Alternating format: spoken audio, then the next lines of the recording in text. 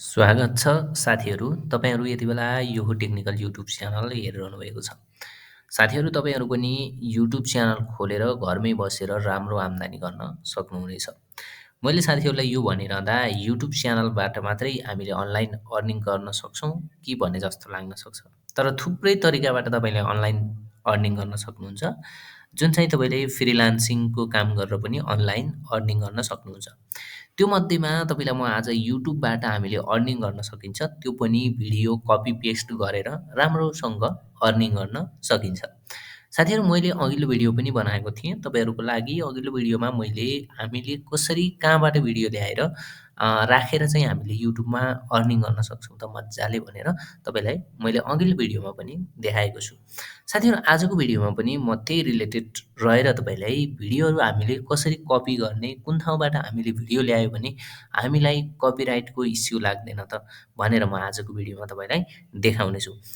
साथीहरू सुरु गरौँ। मेरो कम्प्युटरको स्क्रिन देखिरहनु भएको छ। साथीहरूले यो तरिकाले तपाईँहरूले मैले यहाँ जुन तरिका अपनाउँछु त्यो तरिकाले तपाईँले युट्युबमा भिडियोहरू लगेर राख्नुभयो भने राम्रो अर्निङ हुन्छ। तपाईँहरूले अर्निङ गर्न सक्नुहुन्छ। साथीहरू यहाँनिर हेर्नुभयो भने पिक्साबे भनेर हान्नुभयो भने एउटा पिक्साबे भन्ने वेबसाइट छ।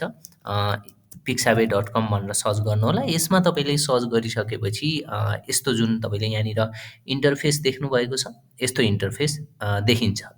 त्यसपछि तपाईँले यहाँनिर search for all image on Pixabay भनेको छ।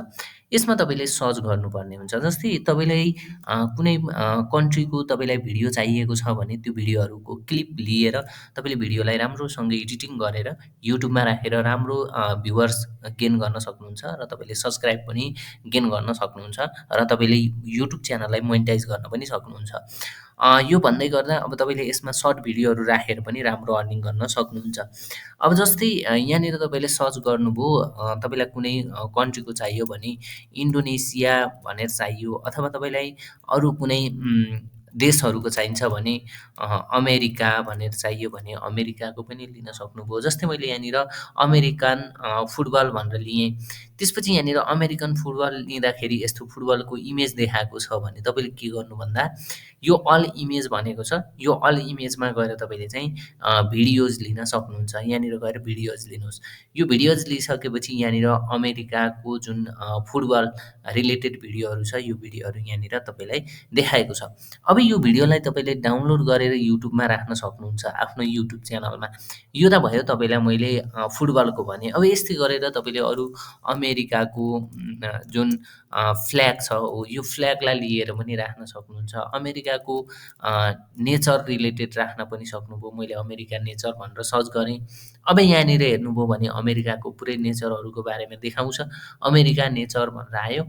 अब यहाँनिर गएर भिडियोहरू तपाईँले देख्न सक्नुहुन्छ। यो भिडियो लिन सक्नुभयो।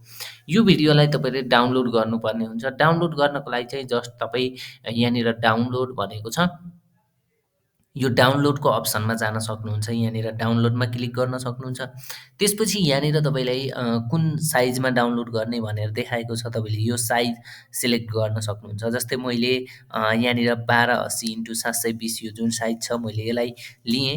यसलाई लिएर म के गरेँ, यहाँनिर गएर डाउनलोड गरेँ। अब यहाँनिर हेर्नुभयो भने यो मेरो के भएको छ त डाउनलोड भएको छ। मैले यसलाई ब्याक गर्छु। यसरी साथीहरू तपाईँहरूले डाउनलोड गर्नुहोला भिडियोलाई। जस्तै यहाँनिर मैले यसलाई डाउनलोड गर्छु।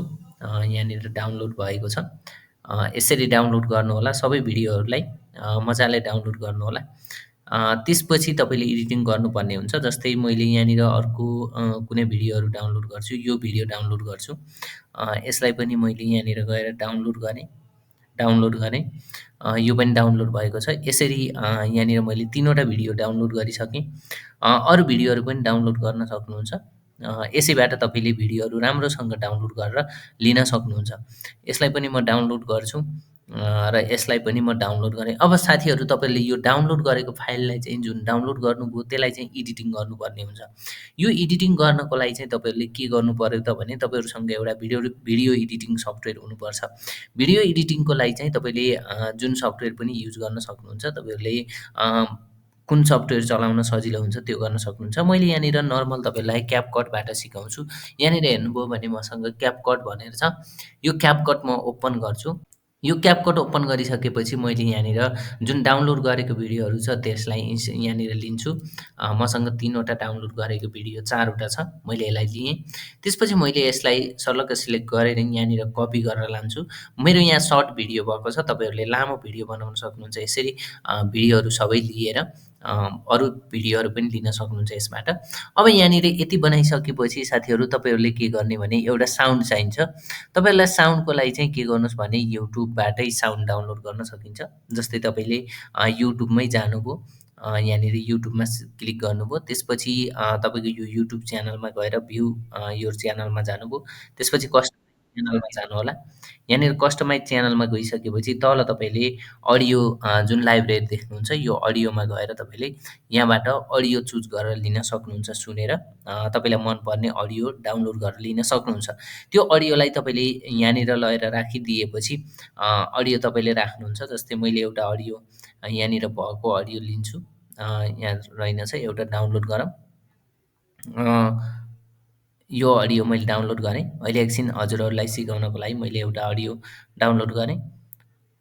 त्यसपछि अडियो डाउनलोड गरिसकेपछि अडियोलाई पनि तपाईँहरूले यहाँनिर इम्पोर्ट गर्न सक्नुहुन्छ। जस्तै मैले क्यापकटमा गएँ, इम्पोर्टमा गएर यो अडियो लिएँ।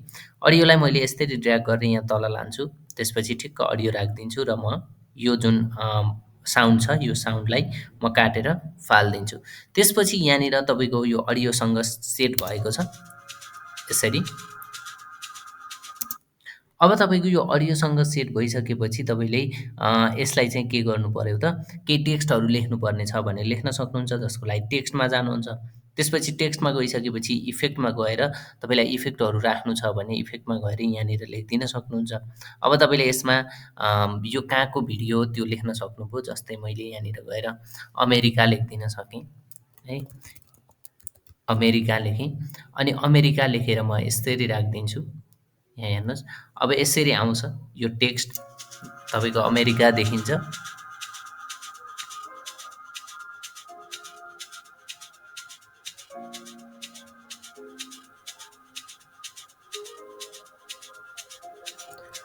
साथीहरू यसरी हामीले भिडियो एडिटिङ गर्न सक्छौँ। त्यसपछि अब साथीहरू तपाईँले यो एडिटिङ कम्प्लिट भइसकेपछि अब यसलाई तपाईँले एक्सपोर्ट गर्नुपर्ने हुन्छ। एक्सपोर्ट गर्नको लागि तपाईँले जुन एक्सपोर्ट कहाँ गर्ने हो भनेर त्यो चुज गर्नुहोला। त्यसपछि डेस्कटपमा गर्ने हो अथवा कहाँ गर्ने हो त्यो गर्नुहोस्। त्यसपछि सिलेक्ट फोल्डर गरेर तपाईँले यसको नाम दिन सक्नुहुन्छ। तपाईँले केको बारेमा भिडियो बनाउनु भयो त्यसको नाम दिनुहोस्। त्यसपछि यहाँनिर गएर एक्सपोर्ट गरिदिनुहोस् र युट्युबमा राख्नुहोस्। साथीहरू यसरी तपाईँले युट्युबमा राख्नुभयो भने एकदमै तपाईँले जेन्युन मेथडबाट तपाईँले अर्निङ गर्न सक्नुहुन्छ। साथीहरू तपाईँहरूलाई कपिराइटको इस्यु पनि आउँदैन र तपाईँले सब्सक्राइब पनि राम्रोसँग गेन गर्न सक्नुहुन्छ र युट्युबमा घरै बसेर अर्निङ गर्न पनि सक्नुहुन्छ। साथीहरू यस्तै यस्तै तपाईँले युट्युबमा कसरी अर्निङ गर्ने भन्ने विषयका भिडियोहरू हामी नियमित रूपमा ल्याउनेछौँ। साथीहरू तपाईँहरू यो च्यानलमा नयाँ हुनुहुन्छ भने कृपया च्यानललाई सब्सक्राइब गरेर हामीसँग जोडिनुहोला। आजको लागि यति नै। हामी साथीहरू नेक्स्ट भिडियोमा फेरि भेट्नेछौँ। हस्त, धन्यवाद।